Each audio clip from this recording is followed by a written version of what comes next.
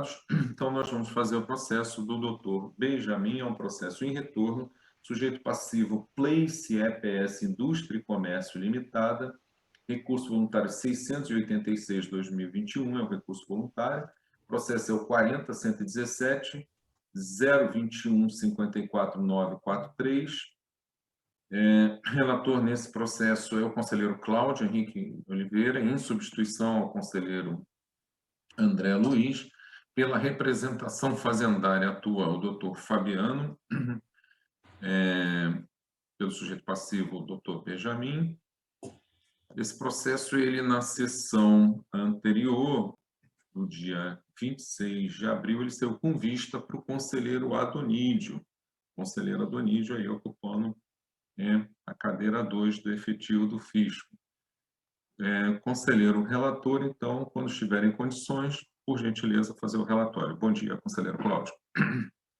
Bom dia, senhor coordenador, bom dia a todos presentes. Esse auto, ele tem como solidárias a senhora Manuela Roque Ciani e o senhor Adão Carlos Alves da Silva, o contador da empresa.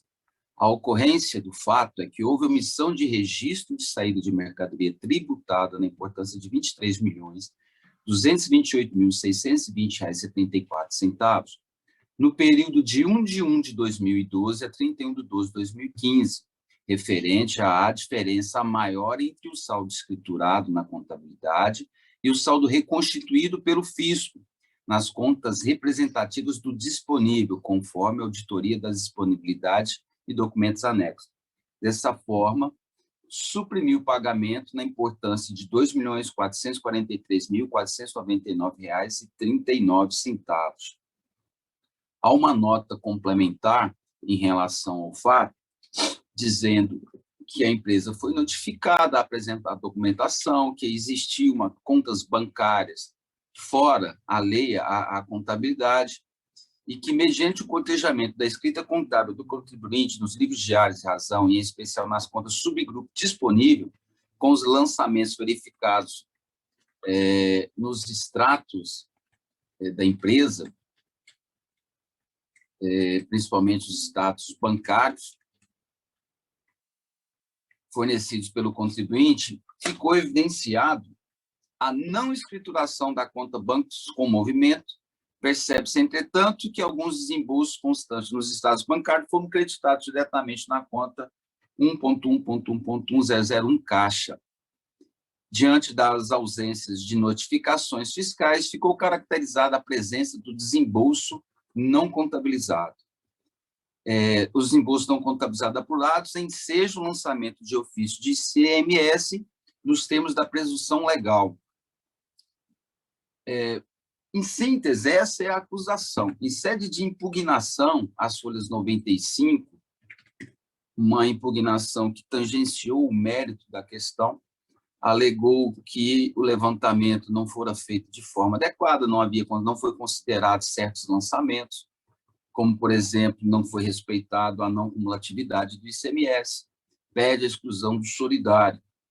Ele diz que os lançamentos fiscais foram realizados por presunção. A impugnação do contador também a partir das folhas 158 do processo digitalizado, dizendo que não tem a responsabilidade pelos documentos que foram fornecidos a ele e pede a sua exclusão. Em sede de sentença singular, a partir das folhas 198 do processo digitalizado, o julgador singular faz a análise pontual detidamente do que foi colocado pelo sujeito passivo principal solidário, ou seja, apresentou uma peça única, alegando a comprovação da regularidade dos desembolsos tidos como não contabilizados. Afirma que todas as saídas não contabilizadas por algum motivo tiveram destinação específica para o desenvolvimento da sociedade empresarial. Apresenta planilha afirmando que deve ser excluída da base de cálculo valores relativos a aquisições de matérias-primas, transferência entre bancos da mesma titularidade, pagamento de empréstimos bancários, pagamento a sócios e aplicações financeiras que não teriam sido considerados pela fiscalização, requerendo a revisão da auditoria e o cancelamento da auditação. Subsidiariamente, questiona a multa aplicada à firmada, afirmando que, nos moldes em que foi proposta, é inconstitucional, por ser abusiva. Pede pela improcedência do auto. O senhor Adão Carlos Alves apresenta impugnação, como dito, fazendo incenso arrazoado sobre o procedimento fiscal com citações doutrinárias, inclusive jurisprudenciais do STF, com relação à inclusão do solidário contador. O julgador singular não acata nenhuma das argumentações em sede de preliminar, não exclui o sujeito passivo solidário, nem o sujeito passivo solidário contador, e tem pela procedência do auto sobre o fundamento principal de que foi oportunizado ao contribuinte a apresentação de toda a documentação, e essa não foi feita. A autuação fundamenta-se em presunção, e essa presunção da existência de mercadorias sem documentação fiscal decorre de lei, porém a mesma apresenta caráter juris tantum, podendo o sujeito passivo fazer prova ao contrário. A defesa do sujeito passivo tem o ônus da prova e não trouxe ao processo informações e provas consistentes que motivasse a realização de diligência ou que modificasse o entendimento do procedimento fiscal. Esse foi um entendimento na sentença singular. As folhas 223, vem a Place e a senhora Manuela Roque Ciani, em sede de recurso peremptório, reiterando todas as alegações da impugnação sem nenhuma inovação, pedindo exclusão, que o levantamento não considerou determinadas contas, não traz um levantamento contraditório, não faz a juntada de nenhuma documentação que ensejasse até a questão de uma revisão via diligência. O senhor Adão também vem às folhas 234 com um recurso, pedindo a sua exclusão, reiterando todas as alegações anteriormente realizadas.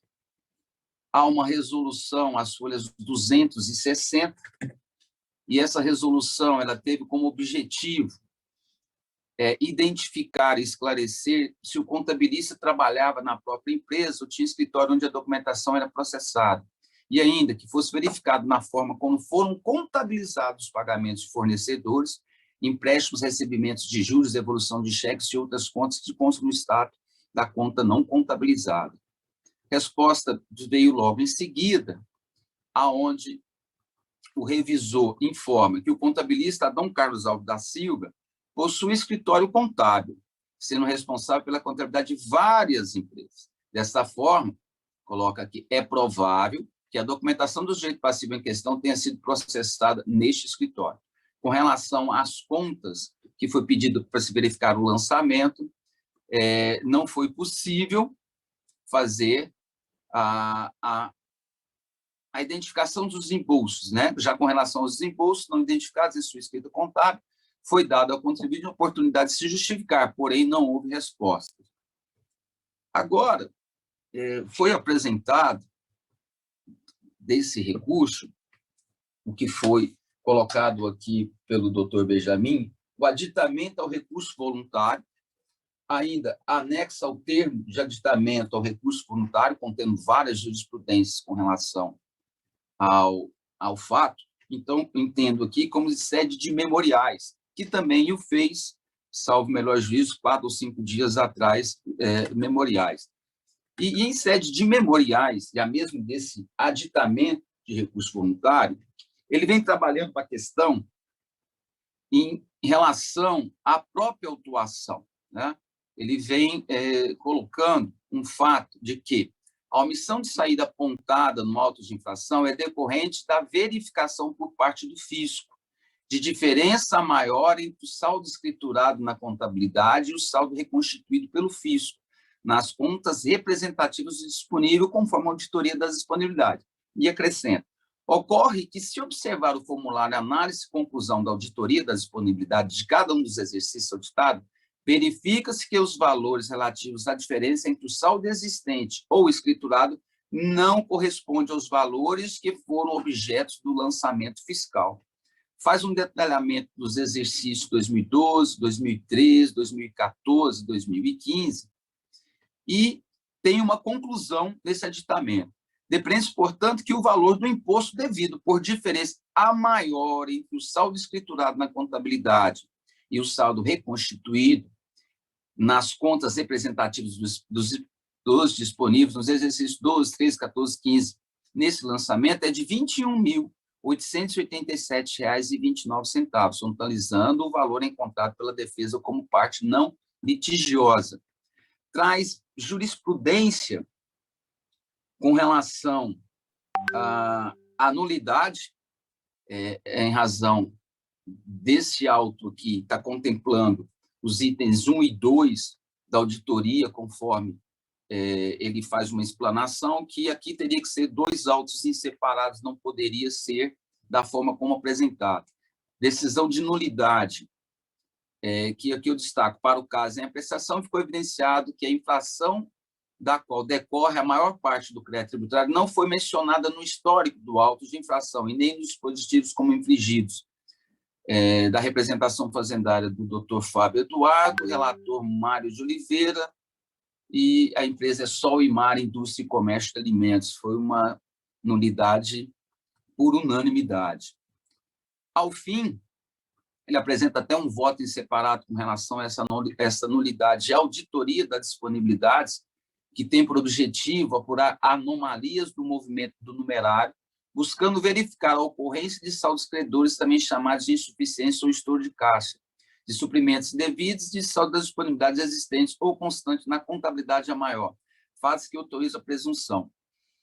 E que essa presunção, ao caso, nesse processo aqui, ele não ocorreu da forma correta, por isso que ele pede a total improcedência do auto de infração em razão do evidente descompasso entre os valores indicados no histórico do auto de infração e aqueles informados no demonstrativo de auditoria da disponibilidade, ou, alternativamente, na remota hipótese dessa egrégia Câmara julgadora não entender pela total imprestabilidade do presente auto de infração, que seja julgado parcialmente procedente no valor de R$ 21.887,29, que é a parte não litigiosa, ou, todavia, se não for pelo acolhimento por um dos pedidos constantes nas análises A e B, que são as que eu li, requer a nulidade, com base no artigo 20, inciso 4 da 16.469, com a extensão a esse processo de julgamentos de processos que ele aqui relaciona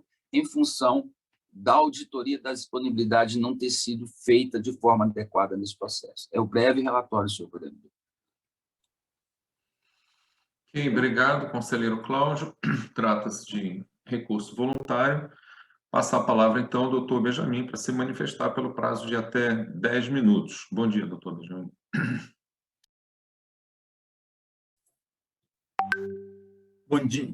Bom dia a todos. Meus cumprimentos ao senhor coordenador da primeira Câmara. Em seu nome, cumprimento os conselheiros, cumprimento a douta representação fazendária, em nome do doutor Fabiano e todos os funcionários que participam desta sessão de julgamento. Meus colegas advogados que ainda estejam nesta sessão.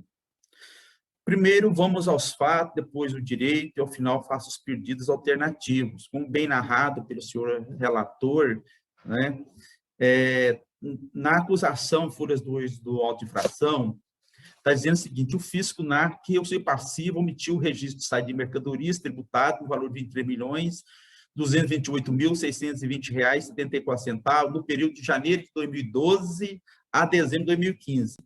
Aí está lá no texto, lá, referente à diferença maior entre o saldo escriturado na contabilidade e o saldo reconstituído pelo fisco nas contas representativas do ativo disponível, né, que é a Caixa e bancos. Consta também nas folhas 15 do PAT uma observação feita pelo auditor fiscal que a infração cometida neste lançamento é a tipificada no inciso 7º do parágrafo 1º do artigo 25. No final de cada exercício, 2012, folha 22, 2013, folha 33 e folha 44, 2014, e 2015 também, foi apurado no formulário denominado análise e conclusão a infração 1 e infração 2, conforme previsto no manual de auditoria. A infração 1 está apurada lá nesse análise e conclusão, é insuficiente de caixa, chamado de mais comumente de estouro de caixa, né?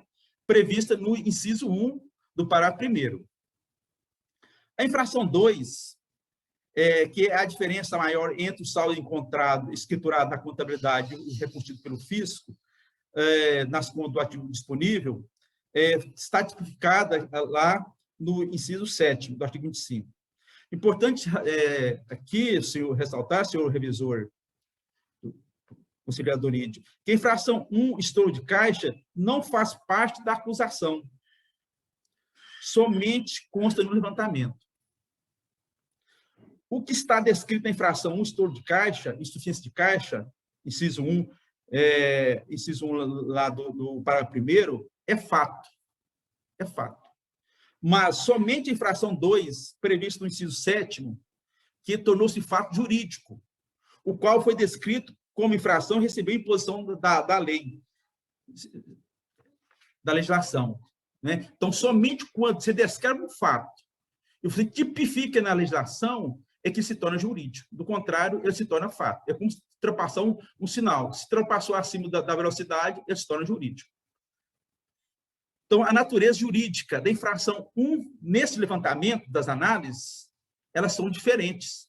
Né? A infração 1 está tipificada no inciso 1 do parágrafo 1º, e a infração 2 está tipificada no inciso 7º, do mesmo parágrafo.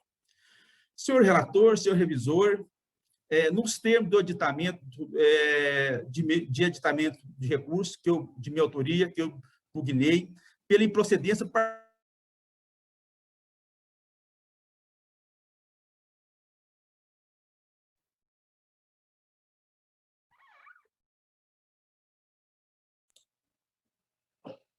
Pequeno probleminha técnico por parte do... 9.423,06, totalizando... Doutor Benjamin, Oi. doutor Benjamin, deu só uma pequena interrupção de 10 segundos. Se eu puder repetir esses últimos 10 segundos. Tá. O senhor estava começando a falar, acho que, do aditamento. Termo de aditamento. Tá. Senhor relator, senhor revisor, no termo de aditamento do recurso, eu pugnei pela improcedência parcial no valor de R$ 21.887,29, como parte não litigiosa da infração 2. E aí eu fiz os cálculos, já está no memorial, acho que não precisa, talvez eu repetir, mas 2012 foi 4.551,10, 2013, R$ 3.788, 2014, 4.125,13, 2015, 9.423,06, totalizando 21.887,29, como parte não litigiosa, infração 2. Né? Todavia, diante da jurisprudência consolidada do CAT, no sentido de anular, por insegurança na determinação da infração, outros processos que contêm os mesmos erros, no pedido, vou requerer a nulidade por insegurança da determinação da infração e a extensão do julgamento dos processos mencionados na jurisprudência que está juntada aí no meu termo de aditamento, bem como no memoriais.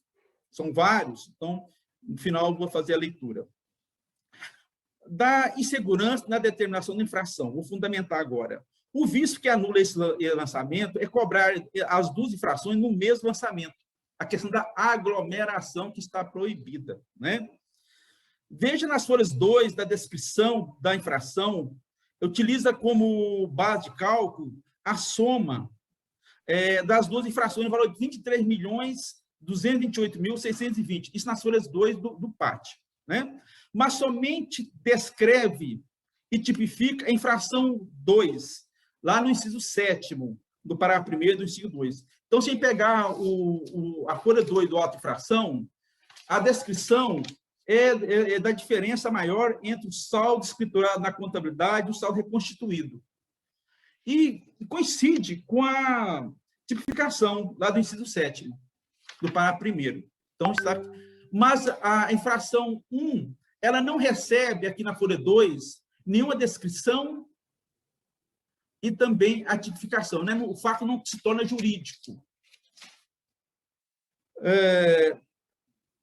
Na auditoria da disponibilidade, senhor relator, senhor revisor, pode-se encontrar 3 irregularidades.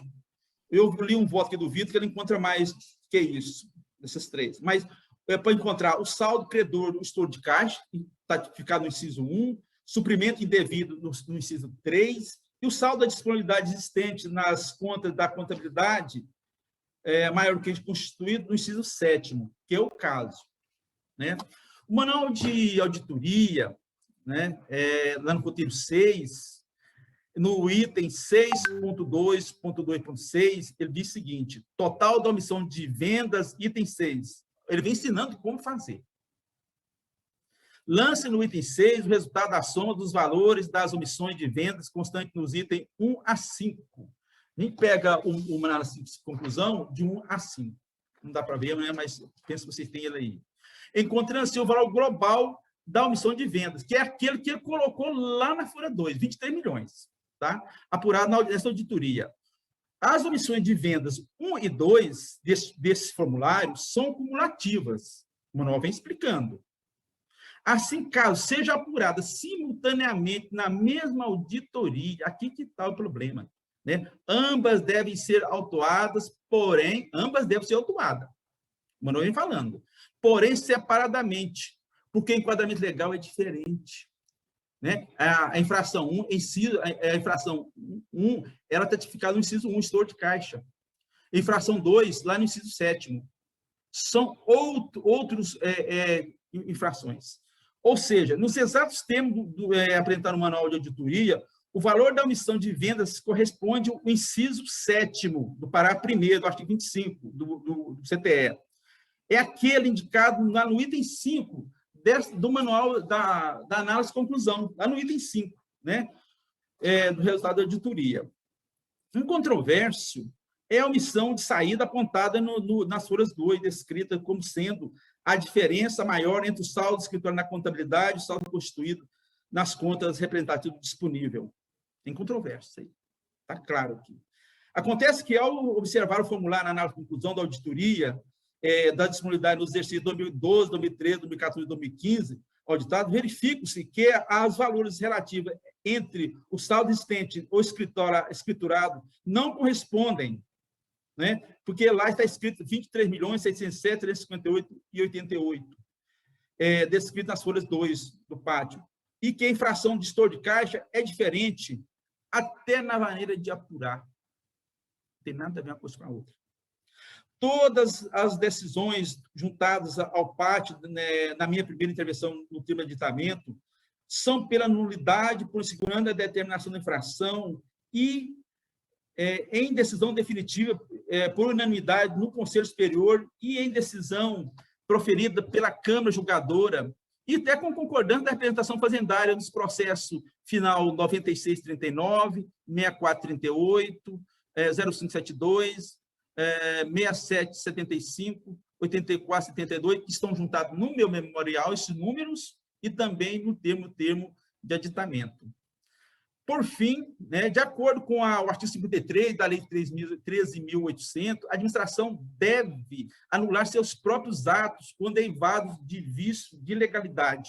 Pode revogá-los por motivo de conveniência, oportunidade de respeitar os direitos adquiridos.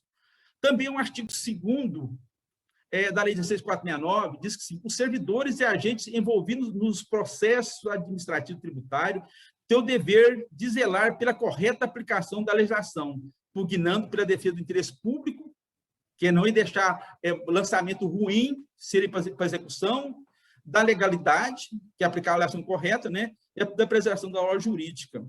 Também eu venho citando aqui, senhor relator, senhor revisor, o artigo 3º da mesma lei, 16.469, que diz o seguinte, que o processo administrativo tributário compreende o processo contencioso fiscal para o controle da legalidade do lançamento. Então, aqui, eu venho pedindo esse controle da legalidade, o CAT pode fazer isso aí, anular um lançamento quando está evado de vícios, aquele lançamento conglomerado que vai dar problema lá na frente da execução fiscal, né? No pedido, eu venho pedindo a total improcedência, pelo realmente esse descompasso entre o histórico informado, né, e o que está descrito lá nas folhas 22, 20, lá no análise de conclusão, e também na tipificação. Alternativamente, eu venho pedindo improcedência parcial, né, da infração 2, que os cálculos já fiz aqui, eu acho que está correto, com parte não litigiosa. Mas se a Câmara entender, não quiser acatar nem o A nem o B, né, eu estou pedindo a nulidade, por insegurando a determinação da infração, com a extensão a esse processo, do julgamento dos processos número 4011, 214, 99, 639, 4011, 204, 73, 64, 36, 4011, 000, 46, 0572, 4011, 000, 46, 6775, e, por final, 4011, 20, 47, 48, 442. E é assim como eu faço a primeira intervenção, senhor coordenador, eu volto na réplica. Muito obrigado. Ok, obrigado, doutor Benjamin. Doutor Fabiano, com a palavra, o senhor tem até 11 minutos. Pois não, obrigado, senhor coordenador. Bom dia, conselheira, conselheiros, colegas da representação, secretário de Câmara e os advogados presentes, os quais cumprimento aí na pessoa do doutor Benjamin, e a todos que nos acompanham aí pelo YouTube. Eu vou iniciar a minha manifestação aproveitando, inclusive, os dizeres aí do doutor Benjamin. Nós percebemos que a defesa compreendeu perfeitamente que houve a ocorrência de duas infrações aqui. A insuficiência de caixa e a divergência aí do saldo reconstituído da conta da caixa, né, da conta das disponibilidades. Então já fica aí esse registro, até aproveitando aí a fala do Dr. Benjamin, de que a defesa teria compreendido perfeitamente a ocorrência dessas duas infrações. Bom, chama atenção as notas explicativas do auto. As notas explicativas, ela compõem a inicial, compõem o auto de infração. É uma extensão, inclusive, da descrição da ocorrência, né, dos fatos que foram analisados aqui nesse levantamento, né? E as notas explicativas da sua leitura, nós depreendemos perfeitamente a ocorrência de duas infrações, né? A fiscalização detectou que várias movimentações bancárias, financeiras, referentes a uma conta corrente específica, não haviam sido contabilizadas, né? Alguns lançamentos relacionados a essa conta, a fiscalização indica que foram lançados na contabilidade, diretamente na conta caixa. O sujeito passivo foi notificado, né, foi enviado ao sujeito passivo um relatório dos desembolsos não contabilizados, né, não identificados na contabilidade. O sujeito passivo foi notificado para que pudesse trazer aí a documentação suporte e justificar esses desembolsos até então não contabilizados. O sujeito passivo não compareceu nessa fase de auditoria. Então, a fiscalização concluiu que sim, ficou caracterizado aí uma série de desembolsos que não foram contabilizados, né?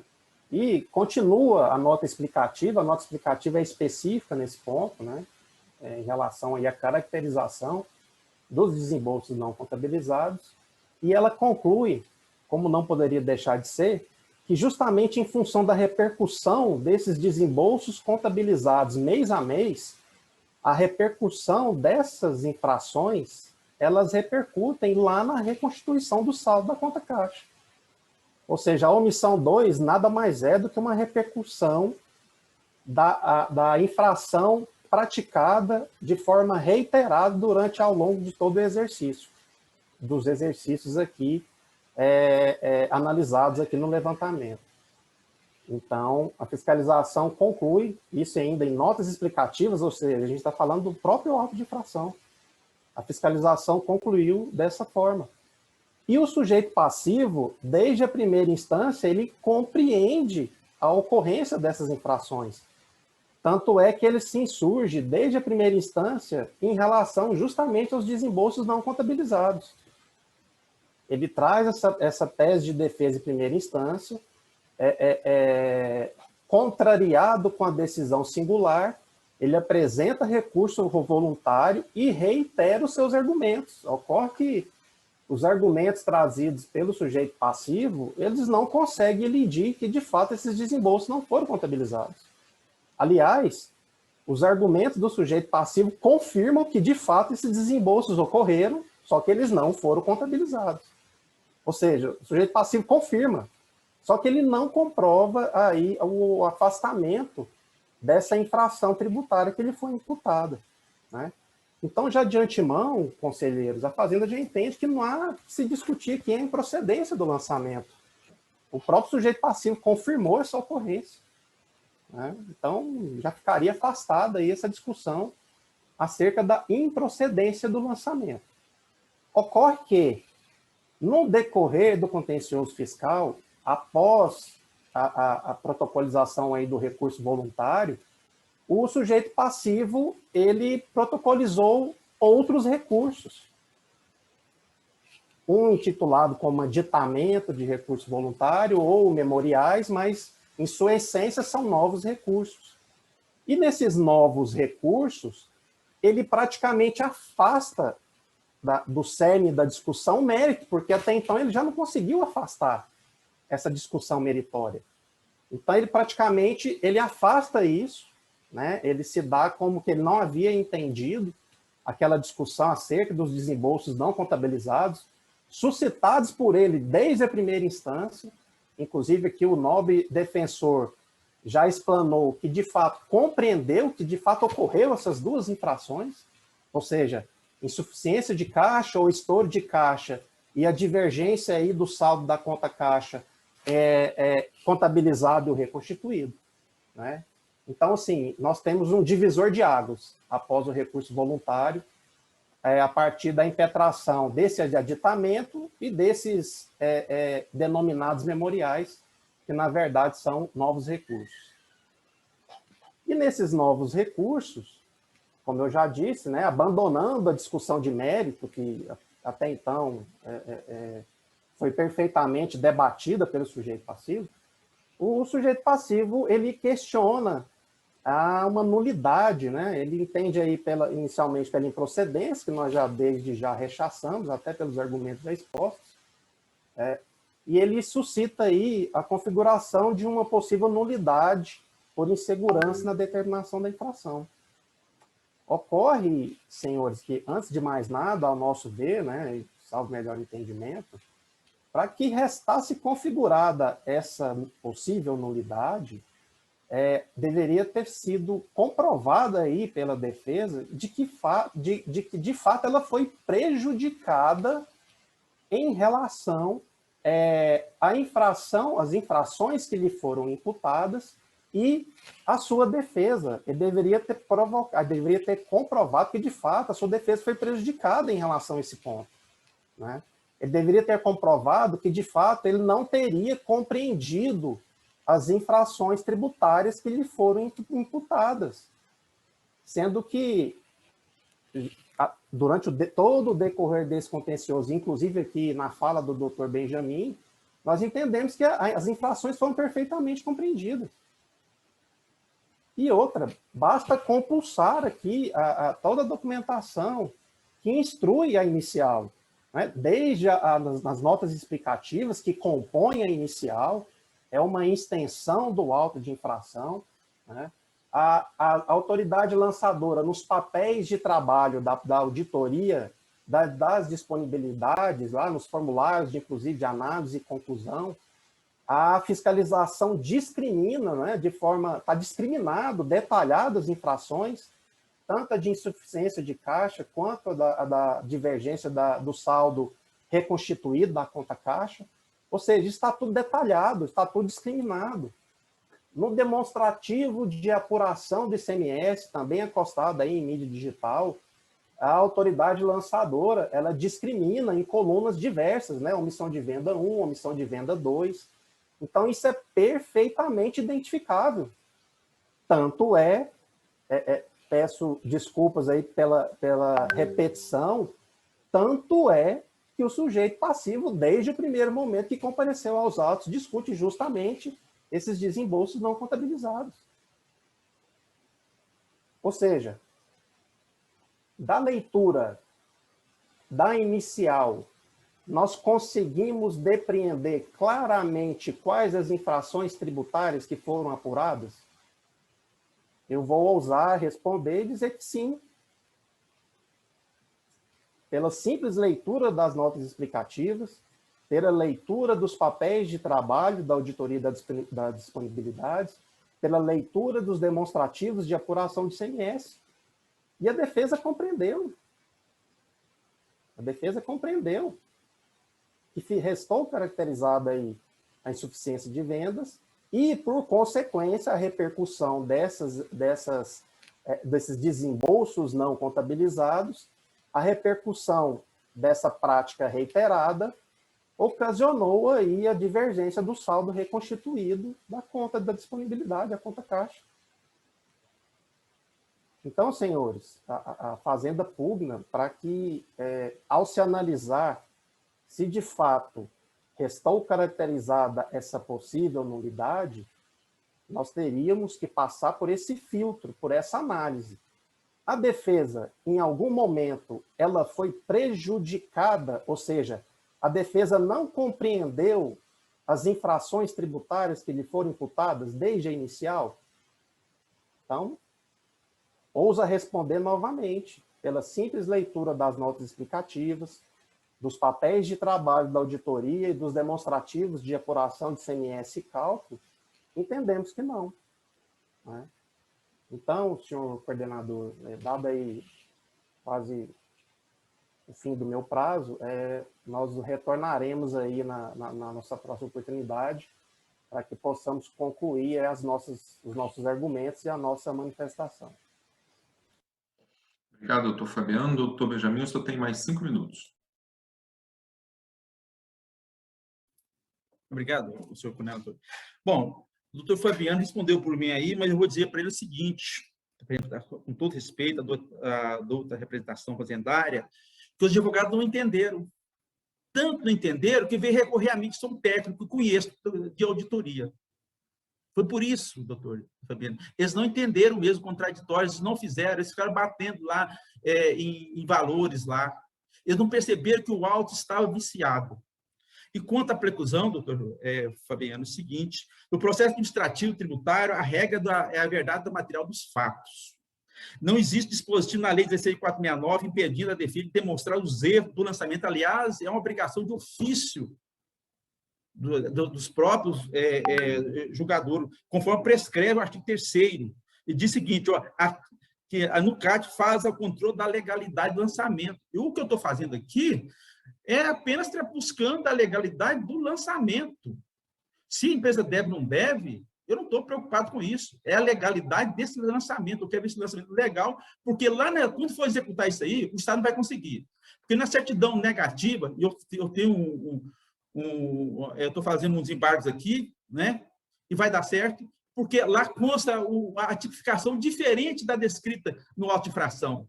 Claro que o juiz vai anular aquela execução. Não é? Então, é para o próprio bem mesmo que eu estou fazendo isso. Tá? Em diversos julgados aqui, de jurisprudências, que hoje foi juntado, eu trago aqui do voto do conselheiro José Pereira da Badia, voto de Denilson Alves Evangelista, Paulo Diniz, Zenilton, não é? Aonde eles votam por unanimidade, anulando o processo. Aí vem qual que é a conclusão do voto? É que não pode aglomerar no mesmo lançamento duas infrações. É o manual que está falando. Não tem, nós não estamos discutindo aqui nesse processo a questão se deve ou não deve. Esse lançamento presta para amanhã ser executado ou não. Não é? E outro lançamento aqui, outro julgamento, 17 de 7 de 2019, recentemente, onde o relator é o Vitor Augusto, e a composição lá do conselheiro Antônio Martins, Glaucia Félix, Davi Fernandes, Austin Luiz Freire, Edson Abrão, Nivaldo Carvelo, Andréia Vec, né? Eles anularam a mesma situação, o processo foi anulado porque o manual vem falando que é o seguinte, havendo duas infrações, você pode autuar. Ninguém está falando isso. E eu conheço, porque eu fiz isso há muito tempo. Né? Agora, só que sem fazer separadamente. Aí que está o problema. Porque a tipificação de estouro de caixa, o conselheiro Fábio, ela é diferente, inciso 1 do parágrafo 1º. E quando você encontra na contabilidade um valor maior do que o reconstituído, está lá no inciso 7º. E não foi contemplado na autuação o inciso 1. Então, é o próprio manual, todas as jurisprudências que eu colecionei, que eu juntei tanto no memorial como no termo de testamento, não é? Ele vem dizendo o seguinte: aplica o item 6.2.2.6 do manual. Ele diz, ao final, as omissões de vendas, omissões de vendas 1 e 2 são cumulativas. Assim, caso seja apurado simultaneamente na minha auditoria, que é o caso, ambas devem ser autuadas. Ninguém está dizendo a representação, doutor Fabiano. Porém, separadamente, porque o enquadramento legal, aqui, o manual está falando, é diferente. É outra coisa, você está chamando um de preto, outro de branco. Não tem nada a ver uma coisa com a outra. Não é? Então, é isso que traz, que vicia a autuação. As folhas, se quem tiver a oportunidade de ver, na minha juntada de jurisprudência, tem um voto aqui ao final do relator, era o Vitor também, está na folha 12 da minha juntada aí. Né? Ele vem também acolhendo tudo que está na terceira Câmara, no manual de auditoria. O manual de auditoria é para isso, é para que os lançamentos fiquem todos semelhantes, não fiquem errados. Qualquer auditor fiscal, antes de iniciar uma auditagem, tem que olhar o manual. O Donis sabe disso, que foi da surpreendência, o Fábio sabe disso, o conselheiro Fábio. Né? Manual de auditoria é isso aí. O conselheiro Fábio foi sempre bateu firme para que os lançamentos sejam corretos. Que seja pouco, mas que fossem corretos. Eu mesmo fiz curso com ele nesse sentido. Então, o que eu estou pugnando aqui é que esse lançamento, ele está imprestável para ser executado. O Estado não consegue executado, porque lá na folha 2 está tipificado o inciso 7º. Se eu puder concluir, e na descrição, a descrição da infração é o valor maior na contabilidade do que o reconstituído. A infração 1, ela não está contemplada na descrição de imputar ao seu passivo uma penalidade. É isso que a gente tem que ficar, que eu penso, né? Ficar atento, estou pedindo aqui ao final, a insegurança e a extensão de julgamento dos autos de infração que eu relacionei no memorial. Com isso, eu encerro aqui a minha parte e agradeço a todos aí pela atenção. Okay, obrigado, doutor Benjamin. Doutor Fabiano, só tem até 6 minutos. Pois não, eu queria contrapor aqui alguns argumentos aí trazidos pelo doutor Benjamin. Primeiro, o fato do sujeito passivo não conseguir afastar a infração que lhe foi imputada não redunda na circunstância de que ele não teria entendido o que lhe foi imputado, né? Então, nós temos que fazer essa diferenciação, né? O entendimento da infração e a dificuldade da defesa em afastar essa infração, né? O que ficou bem caracterizado aí desde a primeira instância é que o sujeito passivo não consegue afastar a infração, as infrações, inclusive. Segundo, o doutor Benjamin, ele invoca em alguns momentos o princípio da realidade material dos fatos, ou o princípio da verdade material, e em alguns momentos ele pugna aí pela aplicação de uma formalidade exacerbada, né, se agarrando aí no manual de auditoria. Então, sim, de certa forma, há um contrassenso. E nós iremos apelar pelo princípio da verdade material, que inclusive é o que sobrepõe aqui nessa instância administrativa. E com fulcro justamente no princípio da verdade material, nós depreendemos perfeitamente do lançamento, né, do auto, de suas notas explicativas e todos os formulários, as infrações que foram imputadas ao sujeito passivo, né? E não invoco só o princípio da verdade material, também invoco o princípio da duração razoável do processo. Nós estamos tratando de um auto de infração aqui que foi lavrado em 2017. Ele está tendo um primeiro julgamento de segunda instância em 2021. Né? E de forma pragmática, caso houvesse a nulidade desse lançamento por insegurança, o que ocorreria? Esse auto seria fragmentado, apenas por conta do dispositivo legal infringido, que não foi aposto lá no inicial. os mesmos levantamentos, os mesmos papéis de trabalho poderiam instruir os 2 lançamentos, o resultado final não seria alterado e, durante o trâmite do contencioso fiscal, esses processos seriam agrupados, eles teriam que ser julgados na mesma sessão de julgamento. Ou seja, volto a dizer, com base no princípio da verdade material, com base no princípio da economia processual, considerando que, de fato, consegue-se depreender as infrações tributárias detectadas pela fiscalização, seria prudente justamente a declaração de nulidade desse lançamento? E a representação fazendária tem uma outra preocupação, que, aliás, é a que mais nos preocupa. Esse sujeito passivo, ele está suspenso por desaparecimento desde abril de 2017. Ou seja, quanto mais tempo esses lançamentos, né, esses processos administrativos, quanto mais tempo demorar o trâmite desses processos no CAT, a garantia da execução do crédito tributário fica prejudicada, né? Ou seja, a demora no trâmite vai prejudicar justamente a execução dos créditos aqui exigidos. A gente está tratando de um sujeito passivo desaparecido desde 2017. Então, será que durante esse decorrer desses já 4 anos, será que o patrimônio dessa pessoa jurídica já não foi dilapidado? Será que se esse auto de infração for declarado nulo e foram lavrados agora mais 2 autos de infração e reiniciar todo o contencioso fiscal, será que isso seria o mais interessante para a Fazenda Pública? Aí fica também essa preocupação diante aí a situação cadastral do sujeito passivo. Mas isso não sobrepõe ao fato de que, ao nosso entender, as infrações foram perfeitamente identificadas na inicial e o sujeito passivo, até pela a tese de defesa apresentada desde a primeira instância, ele compreendeu a ocorrência dessas infrações. Ele só não conseguiu afastar as infrações que foram imputadas, mas ele compreendeu, né?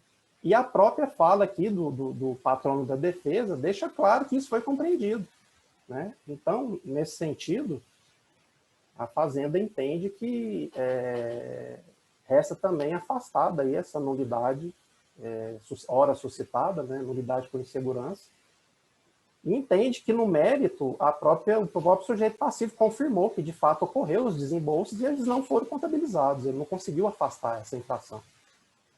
A Fazenda pugna pela procedência total do lançamento nos termos da decisão singular. Então, seria essa a nossa manifestação, senhor coordenador. Obrigado, doutor Fabiano. A necessidade de conferência?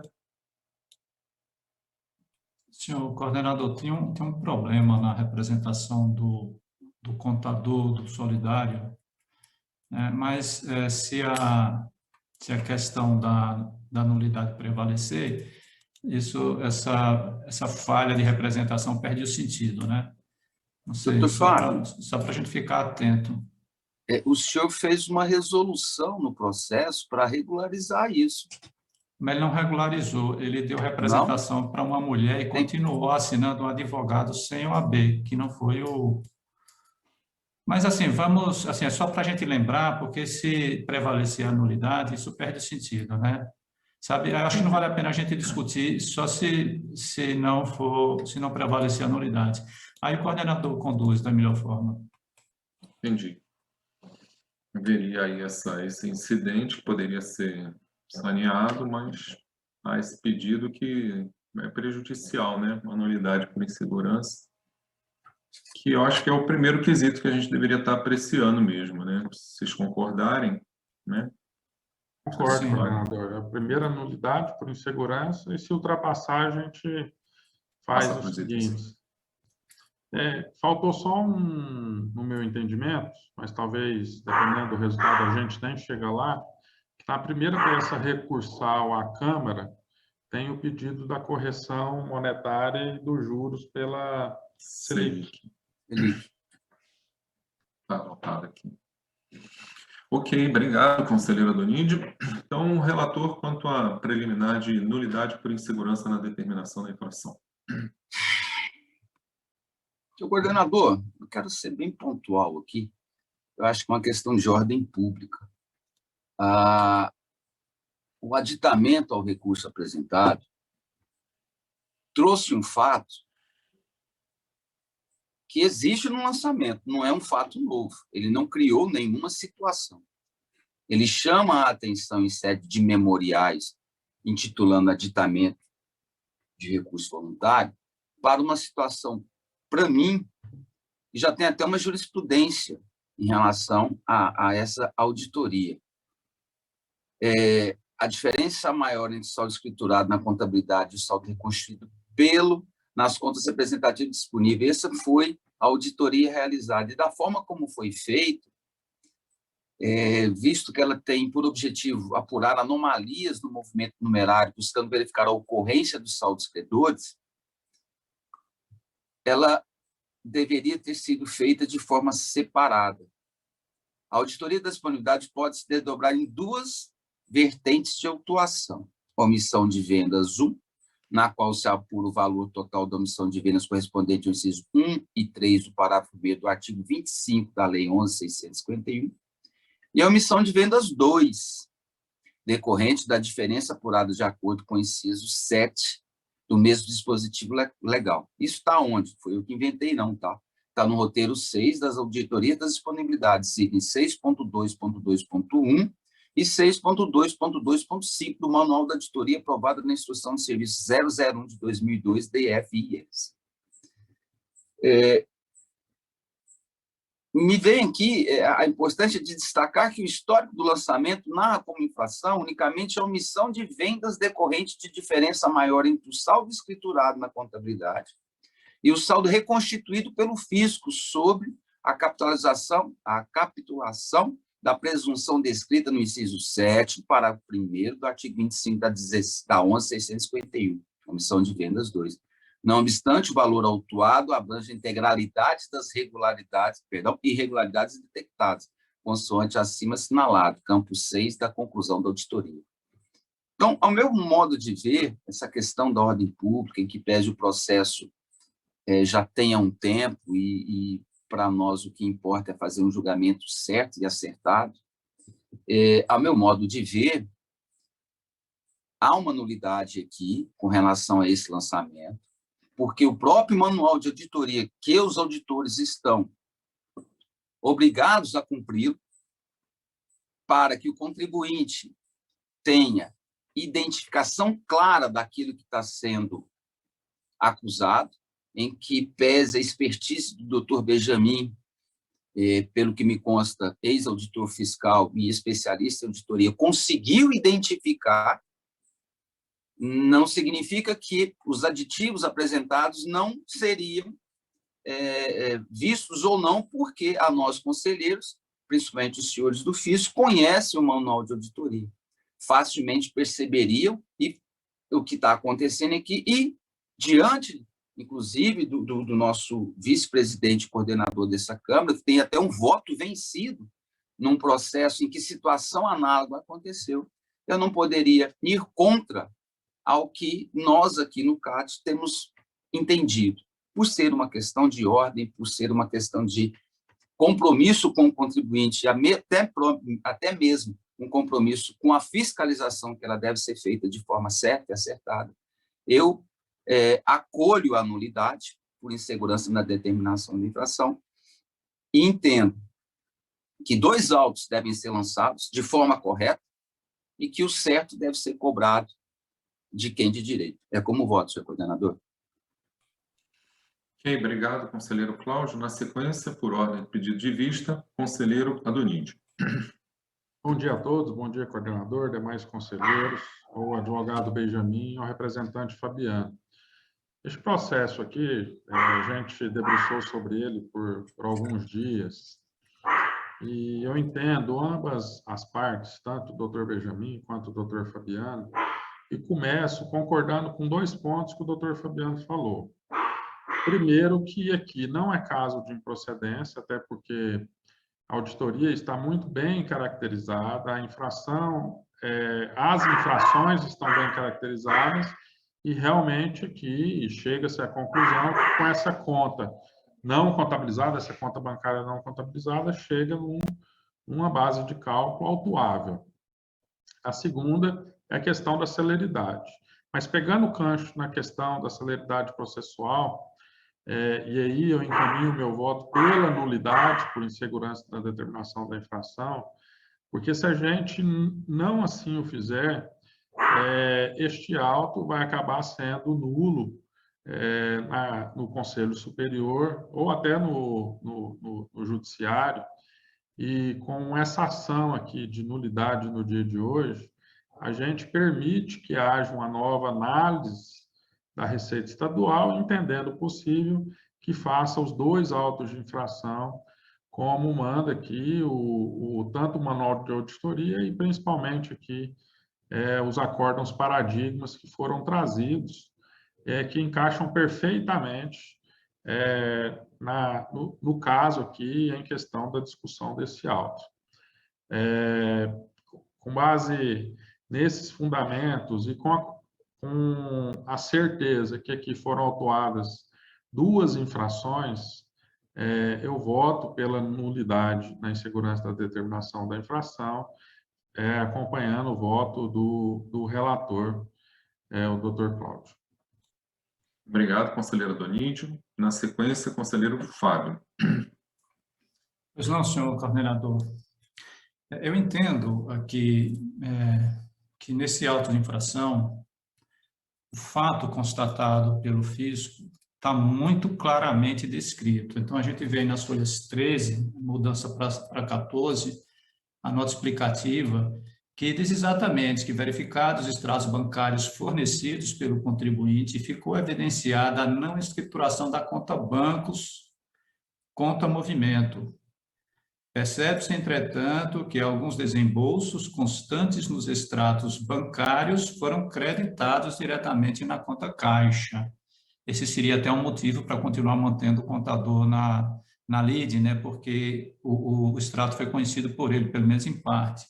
E aí o autuante, né, continua dizendo, olha, foi dada ao contribuinte a oportunidade de se justificar sobre esses desembolsos não creditados em sua escrita contábil, identificando no livro diário, onde os mesmos estão contabilizados, né? E aí diz, as notificações emitidas foram essa, tal, tal e tal, e nenhuma delas foi atendida, e foram lavrados 3 autos de infração por embaraço à fiscalização. Então, do que é que o contribuinte tem que se defender? É desse fato, esse fato narrado aqui, olha, esse valor que estava, esse pagamento indicado no extrato bancário, que não foi lançado na sua contabilidade pelo contador, embora outros tivessem sido lançados. É esse fato que a empresa tem que observar. E aí, assim, muito bem disse o doutor Fabiano, disso nem o primeiro advogado, nem o contador, que foi solidário, nem mesmo agora o doutor Benjamin conseguiu se desvencilhar, né, dessa comprovação de que não houve esses desembolsos não contabilizados. Então, isso está muito bem descrito. E na nota explicativa, ao final, então, ele arremata assim, olha, conforme relatórios e anexos apresentados nesse trabalho, conforme todo o contexto, o contribuinte realizou desembolsos não contabilizados que pressupõem omissão de saída de mercadoria, demonstrada no levantamento de auditoria, né? E essa omissão foi de 23 milhões, referente aos exercícios tais e tais, em decorrência dos fatos descritos no item 1. Então, ele arremata tudo, ele faz a ligação de todo o contexto probatório, né? E aqui a gente vê nos papéis de trabalho da auditoria as situações em que tem a insuficiência de caixa, né? Que é resultante do desembolso não contabilizado, e que tem a diferença de saldo, que também é resultante do desembolso não contabilizado. Então, assim, eu entendo que a questão assim como o doutor o doutor Cláudio mencionou, eu entendo que a questão da alegação da nulidade apenas, né, a gente poderia dizer assim, ó, salvo o melhor juízo, não há preclusão em relação a ela, que a gente poderia alegar até mesmo de ofício essa nulidade, ainda que seja por razão diferente daquela que o contador pediu, porque o contador pediu, o solidário contador pediu a nulidade, mas a gente poderia até alegar essa nulidade. Então, eu acho que o auto de infração aqui está muito bem descrito, não tem nem segurança, nem cerceamento. Né? Então, esse é um ponto de partida. Né? Agora, vamos fazer as ponderações. Né? Também achei interessante a fala do doutor Fabiano, quando ele disse assim, olha, o doutor Benjamin, quando ele quer que a tese seja toda inovada em memoriais e aditamentos, é possível, mas quando o fisco vai fazer uma adaptação aí do procedimento, então essa formalidade não pode ser quebrada. Né? Eu acho que as duas podem ser quebradas, né? As duas podem ser quebradas. Então, foi bem-vindo a mudança de estratégia, porque mudou de advogado. E agora o doutor Benjamin trouxe argumentos mais próprios, mais perto da matéria acusada do que as peças anteriores, né?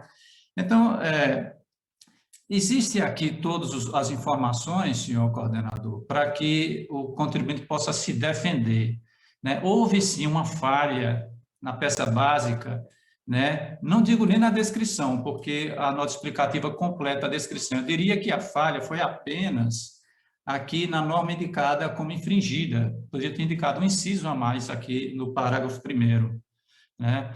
E aí, o que é que acontece? O que é que acontece quando o auto de infração, quando o ato tem falhas, tem problemas? Assim, olha, ele é inseguro por isso. Eu acho que ele não é inseguro por isso. Né? Então, recentemente, né, um acórdão publicado agora no dia 20 de abril de 2021, do STJ, né, no processo civil, um agravo interno no recurso especial de execução de sentença, o STJ disse o seguinte, olha, o conhecimento da nulidade, por aplicação do princípio pas de nullité sans griffe, depende da demonstração do prejuízo. O auto tem falha? Tem prejuízo? Do meu ponto de vista, não. Né? Não, e aí é o seguinte, também tomando de empréstimo a fala do doutor Fabiano, né? Com a qual eu concordei, eu não tenho nenhuma discordância, a menos de uma ponderação que eu vou fazer.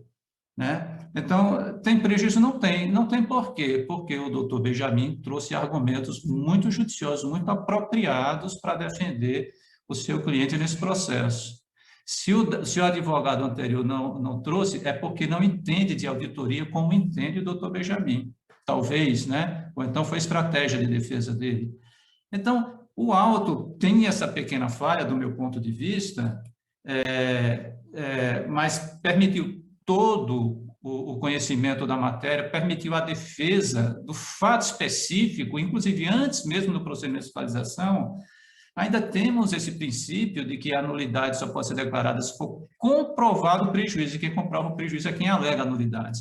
Né? Agora, tem um argumento muito forte, essa é a ponderação que eu vou fazer, senhor coordenador, que são os precedentes. Né? Os precedentes trazidos tem um que é igualzinho, parece que é um processo irmãozinho, até a falha cometida lá foi cometida aqui. Né? É o mesmo inciso que faltou no outro processo, faltou nesse daqui. Então, se nós tivéssemos aqui com um processo, senhor coordenador, em que a infração fosse descrita aqui na norma infringida, né? E mesmo com essa formalidade que o manual diz que tem que ser 2 autos em vez de um só, se tivesse essa, eu votaria de forma diferente, eu votaria acompanhando aí a posição da Fazenda Pública. Mas vou votar com a posição do conselheiro relator em razão dos precedentes, e aí a gente vai ter que ir mudando gradativamente esses precedentes, porque, de fato, aqui não tem nenhum prejuízo, nós estamos anulando esse auto, a minha sustentação não é no sentido de que é em razão da formalidade, em razão dos precedentes. Então, a prudência, né, que também foi mencionada aí pelo doutor Fabiano, a prudência é exatamente em respeito a esses precedentes, que são muito fortes, são iguaizinhos ao processo que está aqui. Então, um próximo processo, por exemplo, em que venha com o outro inciso aqui, que seja as 3 infrações da auditoria das disponibilidades num auto só, mas que não tenha falha no dispositivo, né? Então, já seria um motivo para quebrar, para fazer uma distinção do precedente, né? E aí eu votaria de forma diferente, já encaminhando, né, talvez para uma mudança de posição. Então, com essa fundamentação, senhor coordenador, eu voto acompanhando aí o conselheiro relator, o doutor Cláudio, pela nulidade do auto de infração por insegurança da determinação da infração. Obrigado, conselheiro Fábio. Conselheiro Paulo Henrique. Bom dia, eu acompanho o relator e suas razões. Quem, então, anunciando o resultado, a primeira Câmara do Conselho Administrativo Tributário acolhe a preliminar de nulidade por insegurança na determinação da infração. É esse o resultado. Agradecemos a presença do doutor Benjamin aqui conosco. Bom restante de dia, bom trabalho. Bom trabalho.